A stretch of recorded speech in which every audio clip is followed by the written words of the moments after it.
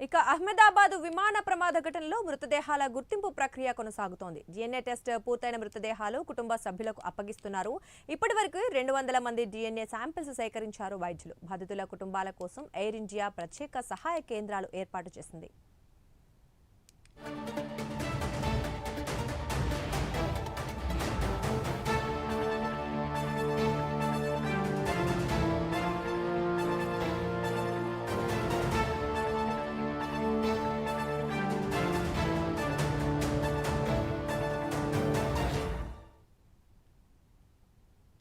Forensic నిపుణులు విమాన ప్రమాద ఘటనా స్థలానికి చేరుకున్నారు. డిజిటల్ వీడియో రికార్డు రికవరీ చేసుకున్నారు.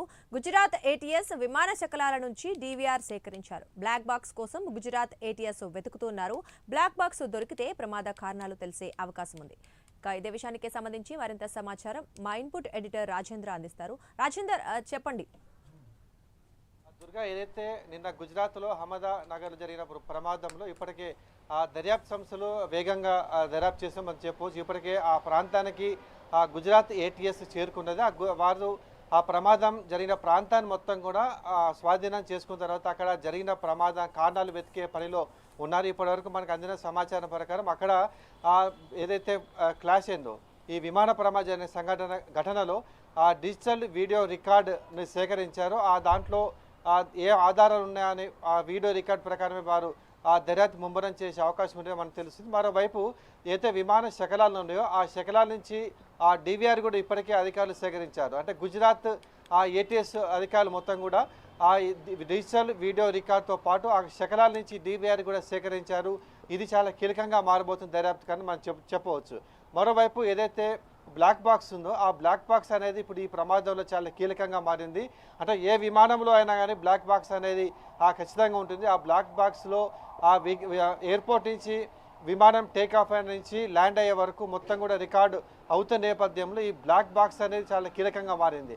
అంటే పైలట్లు మేడే నుంచి ఏమైనా సంభాషించారనే అంశం ఇక్కడ కీలకంగా ఉండబోతుంది. అంటే DVRతో పాటు బ్లాక్ బాక్స్, అదేవిధంగా ఏదైతే డిజిటల్ వీడియో రికార్డు, ఈ 3 అంశాలు కూడా ప్రధానంగా దర్యాప్తు కీలక దశ వేసేందుకు కూడా మారబోతున్నామని చెప్పవచ్చు. అయితే ఈ ప్రమాదంలో ఇప్పటికే 240 పైగా ప్రయాణికులతో పాటు అక్కడ ఉన్న వైద్య సిబ్బంది మృతి చెందిన నేపథ్యంలో వారిని గుర్తించి వీలుగా వారి మృతదేహాలకు ఇప్పటికే DNA పరీక్ష చేస్తున్నారు. DNA పరీక్ష చేసిన తర్వాత ఏదైతే బాధితులు వచ్చారో వారికి మృతుల బాడీస్ అప్పచెప్తున్నారు.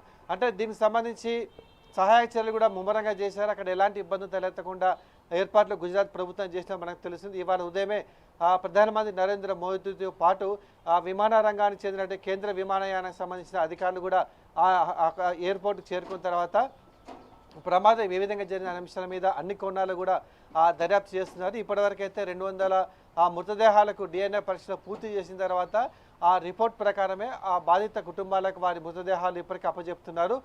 ఇవాళ సాయంత్రం వరకు కూడా మరిన్ని DNA పరీక్షలు చేసే అవకాశం ఉన్నట్లుగా మనకు తెలుస్తుంది. ఇక రెండో వైపు చూసినట్లయితే దర్యాప్తుల్లో కీలకంగా ఇప్పుడు గుజరాత్ ఏటీఎస్ వారు ఆ ప్రాంతాన్ని చేరుకున్న తర్వాత ప్రమాద ఘటన కారణాలు అసలు ఏమై ఉంటాయనే అంశం మీద సాంకేతిక కారణమా లేకపోతే వేరే ప్రమాద అనే అంశాల మీద ఇప్పటికే దృష్టి సారించిన నేపథ్యంలో ఆ విధంగా దర్యాప్తు చేసింది వీలుగా మరోవైపు DGC అధికారులు కూడా అక్కడ చేరుకున్న నేపథ్యంలో అందరూ కూడా క్రోడీకరించి అసలు ప్రమాదానికి కారణం ఏంది అనే అంశం మీద కూడా ఒక క్లారిటీ వచ్చే అవకాశం మనకు కనిపిస్తుంది.